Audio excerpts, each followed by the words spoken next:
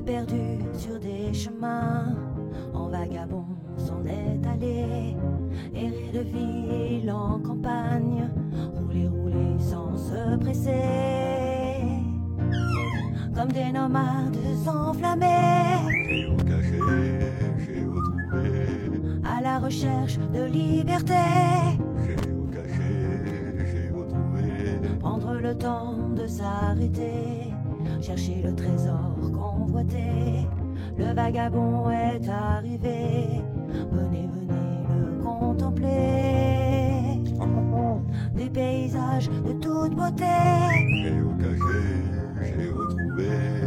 Nous sommes enfin prêts à rêver. J'ai retrouvé.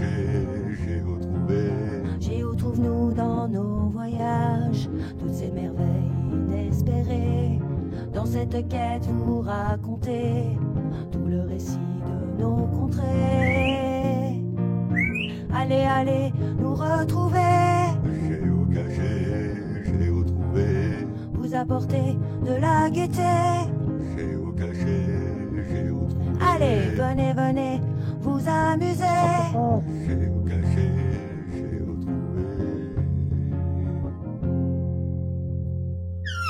Salut à tous, nous sommes aujourd'hui à Ax-les-Thermes et nous allons faire donc une géocaching, une comme on les aime bien, hein, Oui. les lab caches, et vous allez découvrir un peu Ax-les-Thermes qui est très très joli. Qu'est-ce que t'en penses? Oui, c'est beau. Il fait beau en plus. On a un beau soleil. Allez, on vous passe devant pour vous montrer comment c'est sympa. Regardez cette tour, elle est vraiment belle. Et c'est pas pour rien que c'est les Thermes, regardez, beaucoup d'eau. Et donc nous allons en direction d'une géocache. Regardez cette jolie petite rue du Moulinat, comme elle est sympa. Alors nous sommes plus très loin, nous sommes à 30 mètres, donc c'est dans cette petite ruelle là. Alors l'essentiel des moulins à grains de la ville se trouvait dans cette rue. D'autres moulins à foulons traitant la laine étaient installés sur la Lose. Génial, donc vous êtes au bon endroit. Donc la réponse, qu'est-ce qu'il pose comme question? Combien de roues étaient actionnées par les 3 moulins du XIVe siècle? Réponse, un chiffre. Il y a des petites réponses ici. Alors essaye de voir combien il y en a. Une seule, tu crois? Bon, je vais déjà mettre une, on va voir. Non, c'est réponse incorrecte. Donc il faudrait peut-être lire, ce serait plus simple. Dans cette rue, comme l'indique son nom, se trouvait l'essentiel des moulins de la ville et certaines maisons ont conservé les meules dormantes du XIVe siècle. On comptait au moins 3 moulins qui actionnaient en tout 7 roues.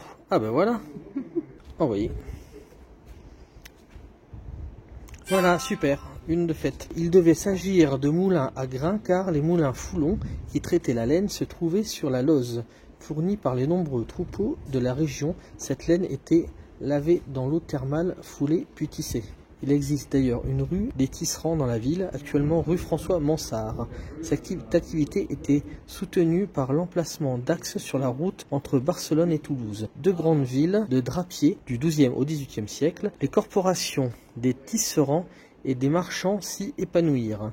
C'est parmi eux que se recrutèrent la plupart des cathares du XIIe au XIVe entre 1296 et 1310. Ax fut même un centre important de cette église interdite, grâce à l'engagement de l'un de ses fils, le notaire Pierre Autier, brûlé à Toulouse en 1310. Ah, t'as vu?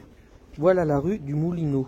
Les moulinats, ce sont les moulins, il y en avait plusieurs dans cette rue. Pas des moulins à vent comme on en voit dans les collines, mais des moulins à eau. Juste derrière les maisons coule la rivière. De grosses roues en bois étaient entraînées par l'eau et faisaient tourner les meules de pierre de ces moulins. On y broyait du grain, mais certains de ces moulins servaient à traiter la laine. Ainsi, la rue du Moulinat était l'une des plus importantes pour l'économie locale, et cela jusqu'aux années 1920-1930. C'est intéressant ça, hein? Ah mais je l'avais pas vu. Tu vois?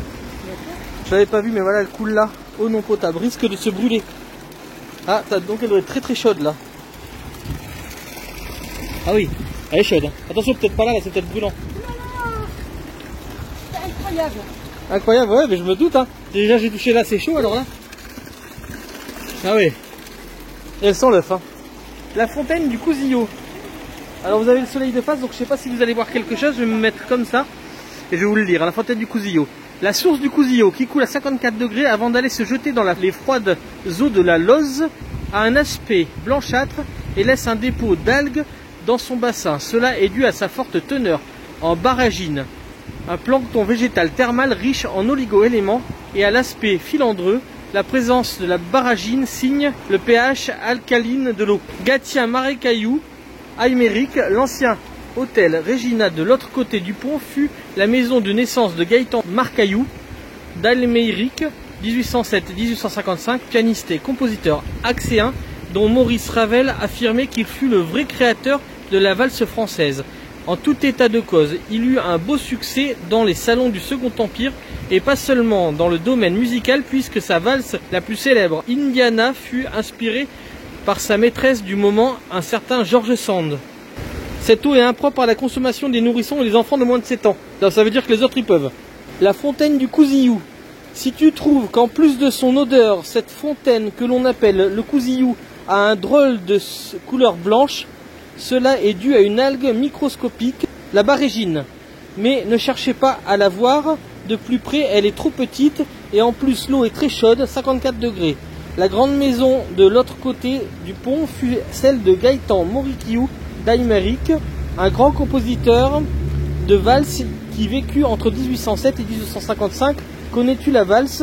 C'est une danse qui a fait tourner les têtes de générations entières et qu'adoraient danser les curistes d'Ax-les-Thermes, au casino ou devant les kiosques à musique du couloubré ou du tèche. Intéressant. Alors on va voir la question, c'est laquelle? Donc regardez, en plus il n'y a pas que du blanc, c'est aussi rouge. Hein, vous avez vu? Moi je vois pas trop de blanc, hein, je vois que du rouge. Alors la question, on va voir les détails. Alors réponse. Donnez le nom du plancton végétal présent dans la fontaine. Réponse, un mot en minuscule et sans accent. Et c'est d'une algue microscopique, la barrégine. Barrégine, ok. Envoyé.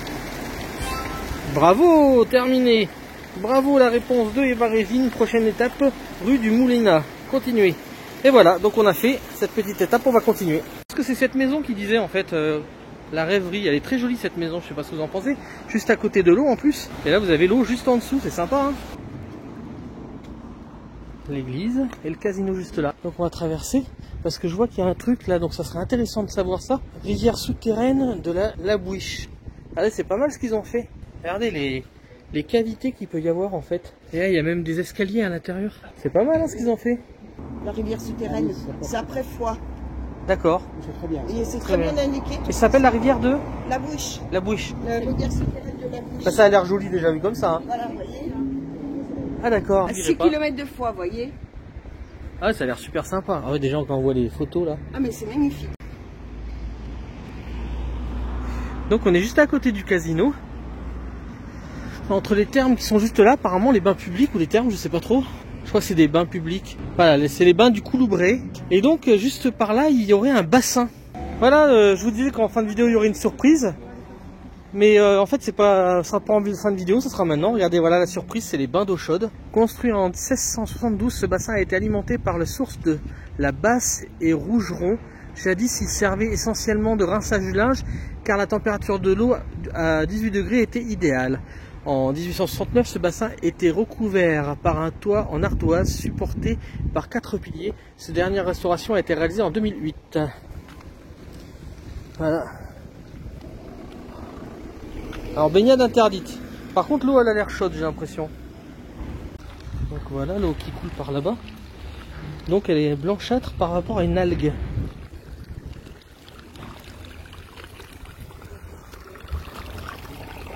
Oh putain c'est bouillant. Ah ouais elle est bouillante. Ah oui. Le bassin de la Basse. Le bassin de la Basse porte le nom de la source qui l'alimentait. Les lavandières transportaient le linge sur des brouettes en bois pour les rincer. Comme ils étaient recouverts par un toit en ardoise, elles pouvaient travailler à l'abri du mauvais temps. Peux-tu retrouver le bassin sur la vue générale? Regarde dans l'eau, les longs filaments blanchâtres que tu peux apercevoir sont plus anciens que les dinosaures. Ils ne sont présents que dans des eaux contenant du soufre. Tu pourras les observer à nouveau dans les différents bassins et fontaines de l'itinéraire de découverte. On n'a pas encore trempé les pieds parce qu'on va continuer les géocaching. Donc la cache c'est 5 caches toujours. Donc on en a fait 2, c'est ça? Ouais, c'est ça. Donc il nous en reste 3 à faire. 3 à Donc faire. on veut pas tremper les pieds avant d'avoir fait les 3 dernières pour être tranquille en fait, parce qu'après marcher c'est pas pratique. Tranquille. Et on a fait des rencontres de 4 petits jeunes, des saisonniers, etc. qui sont super sympas. Donc c'était une bonne rencontre. Très bien. Voilà donc le casino avec sa boutique de souvenirs en dessous. Voilà, mais on va pas y aller. Déjà on n'est pas habillé pour, hein, parce qu'on a les tatanes. Hein. On veut pas manger les soupes. Alors là on va en direction de la fontaine des canons. Ah ben d'accord, oui c'est celle qu'on nous avait parlé. Et donc apparemment ça serait la plus chaude. Donc c'en est une où on peut tremper les pieds aussi. Ah il y a le rocher de la Vierge à droite un peu plus loin. Donc voilà, là on arrive en direction de la fontaine des canons. Donc vous voyez, il y a un monsieur qui se trempe les pieds là-bas. Et la fontaine des canons, je pense qu'elle est là-bas. Donc je pense que c'est celle-là la fontaine des canons. Alors là je pense qu'il vaut mieux pas y toucher. Alors non, c'est pas celle-là parce que ça a pas bipé. Donc c'est peut-être celle-là là-bas. Ah voilà. Donc c'est ici qu'elle sort la plus chaude. Voilà, apparemment c'est ici qu'elle sortirait la plus chaude. Alors ce que je comprends pas, c'est que je suis à la fontaine des canons et ça ne me trouve pas. Donc je vais regarder comment ça se fait. Donc voilà la fontaine des canons. Voir les détails. La ville d'Ax-les-Thermes est connue pour ses nombreuses sources. On en dénombre pas moins de 63, dont 7 d'entre elles sont des sources chaudes. Parmi ces dernières, la fontaine des canons présente l'eau la plus chaude. Ah, oh là là, va falloir faire attention de ne pas se brûler. Donc la réponse, qu'est-ce qu'il me pose comme question? Quelle est la température de la source de la fontaine des canons? Réponse, un nombre. Faut qu'on trouve la température. Mets tes pieds dedans, tu sauras. Non, je rigole. Non, ça va être marqué là-bas. Essaye de voir si c'est marqué quelque part. Parce que la source de la fontaine des canons est ici. Ah, bah oui, température. Ça y est, je l'ai trouvé. Envoyé. Quoi? Incorrect? Bah. Alors là, je comprends pas. J'ai marqué la température qui est marquée ici. Tu dis bien la même chose que moi. 77. Et ben ça me dit que c'est pas ça. À moins que ça soit l'autre qui soit la fontaine. C'est peut-être source et fontaine. Mais là, il n'y a rien écrit. Il y a bien un panneau, mais il n'y a plus rien dessus. À moins qu'il y ait un autre truc écrit quelque part. Attends, il y a un truc là-bas. On va voir, là, il y a une pancarte. Le bassin de Landres, vers le XIVe siècle. La barrière des bains était au Moyen-Âge l'un des quartiers périphériques d'Ax, situé hors des murs, mais entouré de sa propre enceinte. Au XIVe siècle, comme aujourd'hui, il était un lieu important et fréquenté. En 1241, probablement pour compenser le dégât d'un incendie, le comte de Foix accorda de larges privilèges fiscaux à la ville. Elle n'en devient que plus prisée et la place entre les murs se fit rare. La ville était alors cernée de remparts ouverts de plusieurs portes, dont celle du Barry-les-Bains. Libre d'accès et d'usage à toutes les époques, les eaux chaudes d'Ax servaient tout autant à laver la laine, ébouillanter le cochon et faire la soupe qu'à soigner les corps, comme la fontaine des canons qui jaillit à 74 degrés. Alors je sais pas pourquoi c'est marqué 77 là-bas. Hop, on va voir ça tout de suite. Envoyé. Donc c'est bien ça. Voilà. Bravo. La réponse est 74 degrés. Maintenant, la direction de la fontaine du Kazouillou. On l'a déjà fait. Il reste, en tout cas, elle est jolie cette pancarte-là. Au Moyen-Âge, les quartiers des étuves n'avaient pas bonne réputation. Mendiants, filles de joie et saltimbanques qui tenaient le haut du pavé. Ah ben, pourtant, on dit plutôt que c'est les nobles qui tiennent le haut du pavé. D'autres proscrits pouvaient s'y retrouver discrètement, comme les cathares fortement implantés dans la ville jusqu'au début du XIVe siècle. Fondé en 1260 par le comte Roger IV de Foix à la demande de Saint-Louis, l'hôpital d'Ax accueillait entre autres les soldats revenus lépreux des croisades. Le bassin fut bâti en 1250 et était libre d'accès. Il porte encore le nom de bassin des Landres, d'accord, du coup, lépreux, et alimenté par une source coulante à 40 degrés. Au carrefour des vallées, idéalement placé sur la route allant de Toulouse à Barcelone, Ax attirait toutes sortes de voyageurs, marchands, muletiers, soldats, comédiens, mais aussi malandrins, mendiants et tireurs de bourse. Oui. Bon, tu veux tester l'eau, comment elle est là-bas? Allez, on continue. Pas sur la géocache, mais c'est la fontaine du Coustou. Voilà, je vous montre un petit peu, hein, si vous voulez dire, c'est intéressant. Elle n'est pas sur la géolab. On voit bien les filaments blancs qu'on parlait tout à l'heure, c'est pas mal. Hein, voilà, et on va en direction donc de la rivière, où l'eau bouillante se jette. Voilà, on arrive en direction de la rivière. Il y a une jolie balade par là-bas, je vois, mais c'est pas par là-bas qu'on va. Là, il y a le Tech. Et là, donc, il y a des histoires, là encore. Attendez, je vous montre quand même la rivière, où l'eau chaude se jette. Hein. Regardez, c'est joli. Et donc, il y a encore les histoires, là. Établissement le Tech. Voilà. C'est pas mal, il y a des histoires qui expliquent ce que c'est. On disait qu'il y avait énormément de sources, il y en a encore une là, donc avec sa petite histoire. Alors, je pourrais traverser vite fait pour vous montrer.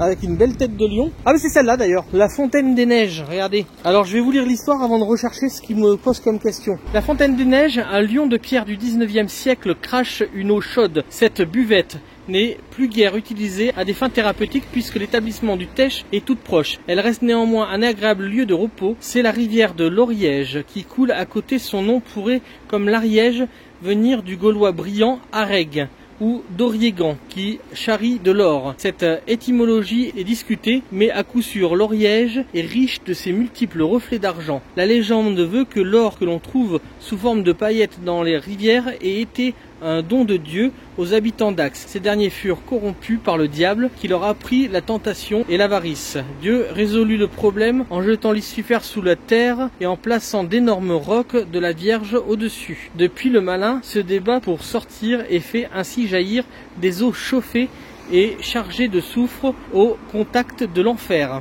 Ah, c'est pas mal ça. Veux-tu que je raconte une légende? On dit qu'autrefois Dieu voulut faire un cadeau aux habitants d'Axe en leur donnant de l'or. Alors on se mit à trouver de l'or, beaucoup d'or dans les rivières. Mais cette richesse finit par rendre les gens méchants et jaloux, au point que le diable put s'installer dans la ville. Alors les pauvres habitants allèrent chercher Dieu à nouveau pour qu'il fasse quelque chose. Fatigué de toujours avoir affaire avec ce méchant diable, Dieu le jeta dans un grand trou et mit un énorme rocher dessus. Depuis, le diable essaye de se libérer et les sources, en passant près de lui, se chargent en soufre et se chauffent. C'est pour cela que depuis, il y a de l'eau thermale à Axe. Il n'y a pas grand-chose de vrai dans cette histoire, mais si tu aimes les jolies histoires, même si elles sont imaginaires, tu n'as qu'à écouter le petit lion de la fontaine des neiges. Il t'en racontera, mais fais attention à l'eau, l'eau est chaude. C'est pas mal, hein? Et donc nous, on arrive ici, et c'est quoi la question? À propos de cet emplacement, Axe-les-Thermes connaît aussi ses légendes et ses histoires de diable. Venez en découvrir une à la fontaine des neiges. Quel animal crache de l'eau chaude à cette fontaine? Forcément, c'est pas trop difficile. Le lion. Vous voyez. Et voilà, c'est gagné. On continue. Donc on va aller par là-bas parce qu'apparemment elle est par là-bas la cache. Je sais pas si vous voyez, il y a encore de l'eau qui se jette juste là. Et c'est bien sûr de l'eau chaude. Donc on va continuer. On passe à côté du Teche. Donc on suit ce joli passage qui est vraiment très beau. On va arriver au niveau du pont. Et donc on va arriver. Je sais pas ce que c'est. Ça a déposé votre forfait dans la boîte. Ah ben voilà, c'est pour aller dans la montagne, regarde. Bon, c'est fermé bien sûr, mais vous avez les télécabines qui sont juste là. Regardez. Bah oui, parce qu'ici c'est une station de ski qui est au-dessus. Regardez, c'est joli hein, cette vue là.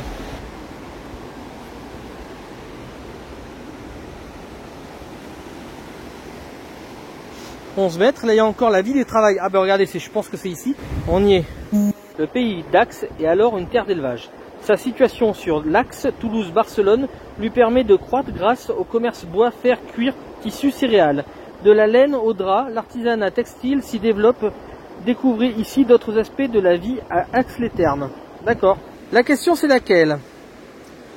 Qui surveille les droits d'usage sur les pâtures et les forêts? Réponse un mot de 10 lettres en minuscules. Ah, faut savoir, va falloir lire. Le pays d'Axe est alors une terre d'élevage et le messanguier a fort à faire pour surveiller les droits d'usage sur les pâtures et les forêts. Les troupeaux axéens peuvent aller en transhumance jusqu'en Espagne. Et bah, du coup, je pense qu'on a trouvé. Hein. Envoyé. Ouais, peut-être qu'il a pris là-dessus. Et voilà, félicitations, vous avez terminé la balade d'Axe. Trop bien. Qu'est-ce que vous en pensez? Donc voilà, j'ai plein d'étoiles, c'est cool. Et je peux vous lire la suite. Hein. Une importante partie de l'économie locale concerne le bois, tant pour la construction que pour le charbon. En 1669, Froidour, inspecteur royal des eaux et forêts, constate que les incendies de la ville et l'accès de pâture ont entraîné un appauvrissement des ressources forestières de la région. Dès le début du XVIIe siècle, pénitents bleus et pénitents blancs expriment avec force l'attachement de la ville aux traditions catholiques. La réforme n'y trouvera que peu de soutien. Comme la plupart des villes du comté de Foix, Axe-les-Thermes est gérée par des consuls, tant pour la gestion quotidienne que pour les affaires économiques et certains droits de justice. Idéalement situé sur l'axe Toulouse-Barcelone, Axe-les-Thermes est devenu une plaque tournante commerciale. De nombreux convois muletiers y passent chargés de bois, de fer, de cuir, de tissu, de céréales, de vin, d'huile ou de sel mais aussi de soie, de safran et de gingembre. Surpeuplée et insalubre, la ville peut être frappée par de terribles épidémies. En 1632, plus de 600 personnes sont ainsi décimées par la peste. Eh ben dis donc, centre historique, ville stratégique convoitée par les uns et les autres, Ax-les-Thermes est protégée par des murailles. Les consuls les entretiennent ainsi que les sergents d'armes et des hommes de guet. Ville d'eau, s'il en est, Ax-les-Thermes confie ses fontaines au racoutreur, qui est chargé de leurs entretiens. Si elle est une ville brillante et active, Ax-les-Thermes s'attire ainsi les malades et les indigents autour de la léproserie. Mendiants et exclus viennent tenter de trouver de quoi survivre. L'accès de la ville leur est pourtant parfois interdite. Et donc nous on va aller là-bas vers la dernière fontaine, enfin le dernier bain je pense de la ville. Et donc il y en a qui se trempent les pieds, nous-mêmes on va se tremper les pieds. Voilà. Et c'est vraiment sympa hein, ce coin. Alors voilà, Mamie Nomade va tremper les pieds dans l'eau chaude. Elle est chaude? Elle est pas chaude, hein. Ah mais peut-être que plus loin elle est plus chaude. Bon ben là elle est pas très chaude, alors je vais essayer d'avancer un peu plus loin là-bas.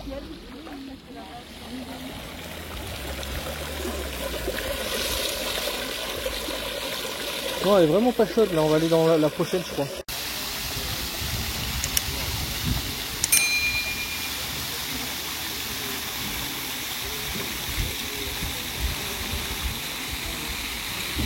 Finalement on va à la fontaine des canons parce qu'elle est beaucoup plus chaude.